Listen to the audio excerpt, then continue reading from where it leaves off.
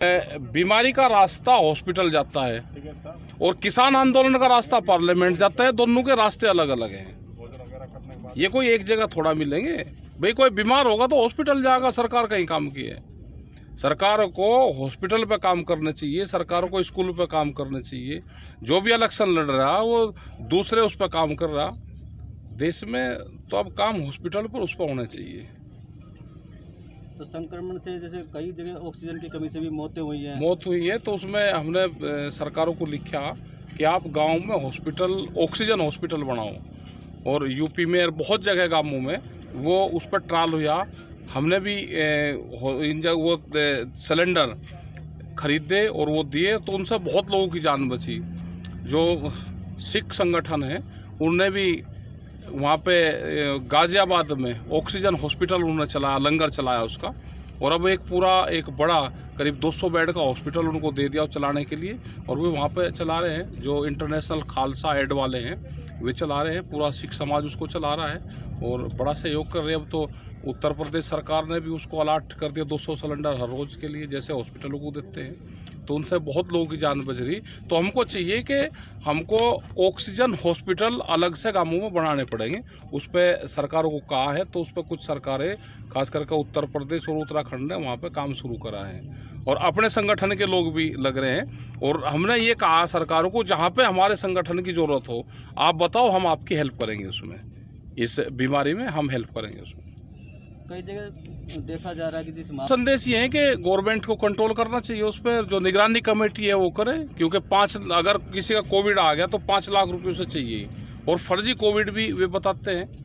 तो जब तक सरकार इसको अपने हाथ में नहीं लेगी पूर्ण रूप से, इस बीमारी की मॉनिटरिंग सरकार नहीं करेगी, तो जब तक काम नहीं चलेगा। दूसरी शिकायतें ये भी आई कि जिन लोगों ने पॉलिसी ले रखी है और जिन्होंने करोड़ रुपए की पॉलिसी भी जिन्होंने करवाई, जिनकी 10 लाख 20 लाख रुपए की पॉलिसी भी है, उसको भी इसका लाभ नहीं मिल रहा। उन लोग कहते हैं नहीं कैश जमा करो। भाई पॉलिसी अगर उसने करवा दी, हेल्थ पॉलिसी, तो उसका लाभ मिलना चाहिए। ट्रांसपोर्टर है हमारे, गाड़ियां खड़ी है, उनकी किस्त जा रही है। तो कोविड में जिस तरह से 20 लाख करोड़ रुपया पिछले साल भारत सरकार ने कहा कि हम निकाल रहे हैं, तो इनको भी होना चाहिए। उनकी किस्तें हैं जो वो करते हैं, होटल वाले हैं, ये हैं, तो वो भी आ गए ना, तो वो भी उसमें आना चाहिए। स्कूल है भाई, स्कूल के अगर माफ़ होगा कुछ उनको मिलेगा तो वो बच्चों की भी फीस माफ़ करेंगे। तो वो सब जो भी व्यापार कर रहा है उसको इसका लाभ मिलना चाहिए। ये नहीं कि कुछ आप इंडस्ट्रीज को और बड़े लोगों को लाभ दे दोगे कि उनका नुकसान हुआ। नुकसान तो जो छोटा आदमी भी काम कर रहा है, नुकसान तो उसका भी है। एक टैक्सी ड्राइवर है, नुकसान उसका भी है।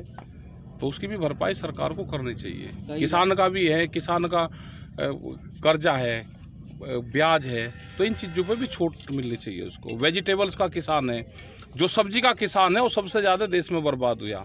वो पिछले साल भी हुआ और इस साल भी। दूध का किसान है, वो वहाँ तक नहीं आ पाता, अपनी मंजिल तक नहीं जा पाता, उसको रोकते हैं। लॉकडाउन में बहुत नुकसान हुआ और किसान अपने खेतों की जुताई कर रहा है, तो उसका भी उसका लाभ मिलना चाहिए। ताउते तूफान का असर कई राज्यों में हुआ। हाँ, कई। लेकिन प्रधानमंत्री तो गुजरात में सबसे पहले गए, क्या बाकी राज्यों में नहीं गए? तो क्या जाना चाहिए उनको, सब जगह जाना चाहिए। प्रधानमंत्री वो गुजरात के थोड़ा है, पूरे देश के प्रधानमंत्री हैं और वहाँ पे जाना चाहिए सब जगह। और सब जगह जो फंड है प्रधानमंत्री रिलीफ फंड से, उससे उनको पैसा देना चाहिए जहाँ जहाँ पे भी नुकसान हुआ है। तूफान से जितना नुकसान हुआ है उनको, कोविड से जितना नुकसान हुआ है, तो भारत सरकार को देना चाहिए वो सब। किसान डटा रहेगा? किसान कहीं नहीं जाता।